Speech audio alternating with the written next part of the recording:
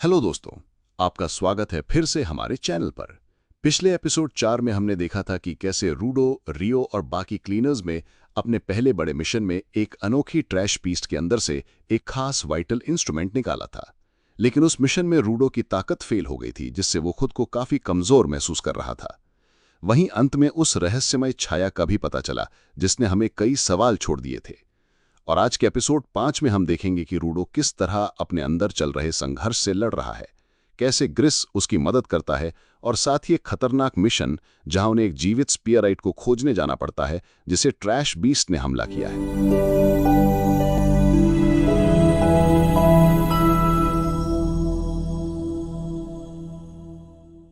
रात के बीच में जंग का नींद से उठता है और कैंटीन में पार्टी का शोर सुनता है।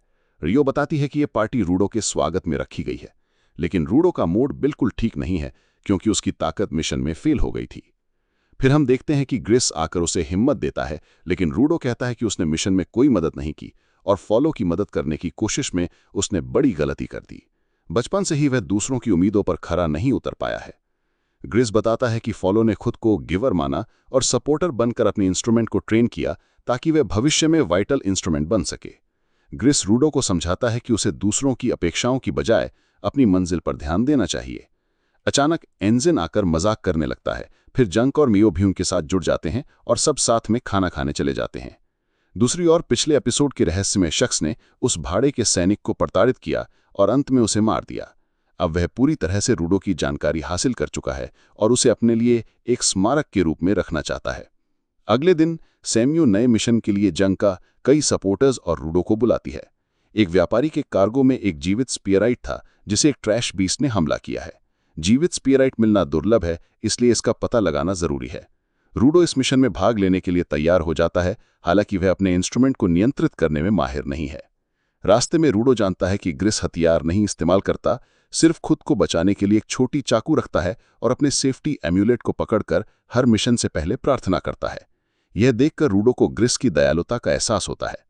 जब वे व्यापारी से मिलते हैं तो रूडो पूछता है कि क्या वह स्पीयराइट को ट्रेड करना चाहेगी, लेकिन वह इनकार कर देती है। रूडो और जंग का दोनों को यह बात संदिग्ध लगती है कि एक ट्रैश बीस्ट ने किसी इंसान को अपहरित किया हो। वे एक बिल्डिंग में प्रवेश करते हैं जहां एक व्यक्ति कुर्सी पर बैठा हुआ है। महिला जोर जोर से चिल्लाती है कि वही स्पीयराइट है, लेकिन पास जाकर पता चलता है कि वह तो एक गुड़िया है। तभी जमीन धंस जाती है और सभी नीचे गहरे गड्ढे में गिर जाते हैं। व्यापारी की आवाज सुनाई देती है कि रूडो ही वह स्पीयराइट है जिसे वह चाहती है, और वह कीचड़ में बदल जाती है। फिर दो रेडर्स आते हैं जो एक निर्दयी डाकू समूह के गिवर हैं। रूडो और बाकी सपोर्टर्स भागने की कोशिश करते हैं, जबकि जांका उनका सामना करता है। वह उनका मजाक उड़ाता है कि वह रूडो को क्यों चाहते हैं, लेकिन वह जवाब देते हैं कि वह जानना चाहते हैं कि रूडो सीमा पार कैसे कर पाया, जो कि जांका के लिए भी एक अजीब बात है। महिला अपने इंस्ट्रूमेंट से कीचड़ की गुड़ियों की सेना बनाती है और हमला करती है। जांका सोचता है कि लड़ाई आसान होगी, लेकिन उसकी गलतफहमी जल्द ही टूट जाती है क्योंकि उसका विरोधी गुड़ियों के अंदर छिपकर हमला करता है और कुछ देर तक उनकी लड़ाई इसी तरह जारी रहती है। फिर जांका अपनी विशेषज्ञता दिखाता है। वे अपने इंस्ट्रूमेंट से जमीन पर हथियार मारकर छिपे हुए दुश्मन की जगह पता लगाता है। 2 स्ट्राइक में वह दुश्मन को हरा देता है, लेकिन जैसे ही वह आराम करता है, पिछली बार दिखा रहस्यमय रेडर उसके पीछे आ जाता है जो पहले से रूडो की खोज कर रहा था।